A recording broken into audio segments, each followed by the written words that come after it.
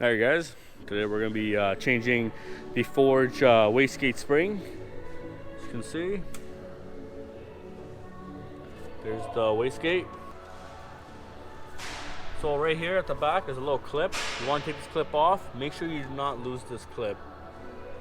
So that clip's right there, and then there's two 12mm bolts, one right here, you see that? One right there, and one on the other end of it at the bottom of that. And once you take those out, take off the hose, and there comes out the wastegate. It's almost similar to the factory wastegate, but yeah, this is for the Forge wastegate. I'm gonna be changing the springs. I have my springs right here, and yeah, I have the green, yellow, the red, and the blue. Well, it's not blue, this one's brown, but yeah, the PSIs vary based on that, or how much boost you plan on pushing with that. Alright, so this is the Forge wastegate. See, it comes out. It's pretty easy.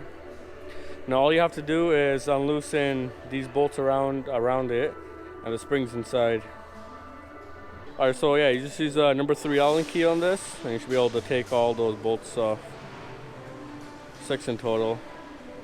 The ones in the back, I don't believe you have to take those 2 off. Those are just for the bracket. But yeah, the other ones just come right off.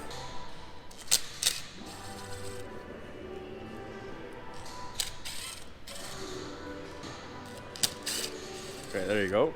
So as you pop it off, you can feel the spring compressing it. Or sorry, the spring uncompresses, and it comes right off. Alright. You can see I have the green spring in there, which yeah, it's what? It's like 5 to 10 psi roughly. So yeah, somewhere there. And yeah, we're gonna be placing that spring with the brown spring, which is the blue spring. Alright, so if you want to take out the spring, you have to loosen this bolt.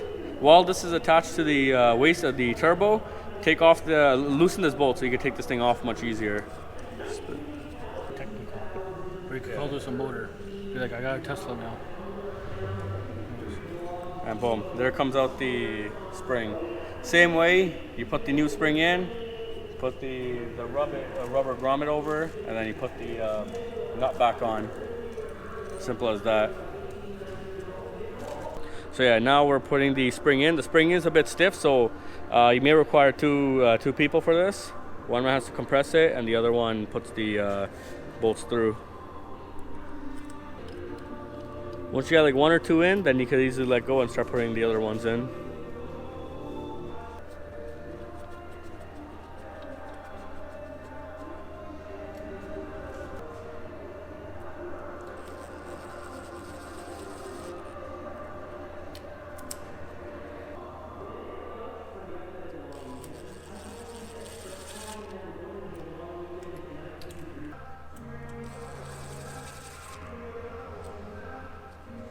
Looks pretty good. All the bolts are the bolts are in, and now we're gonna put it back into the car.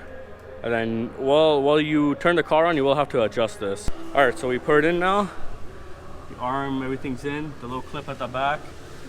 Now what you have to do is drive, check your boost gauge, and see what you're pushing, and slowly adjust that. So we're gonna do that now. We'll come back. Okay, so I installed it, or everything's done now. One for a drive. It pulls really hard, like way better. It pulls way better than before. See, it's all good. I think I have the red spring in here. I don't believe it's the blue or the brown, so I may have to get that changed. But I might switch down to the yellow, because like it feels as if there's turbo lag.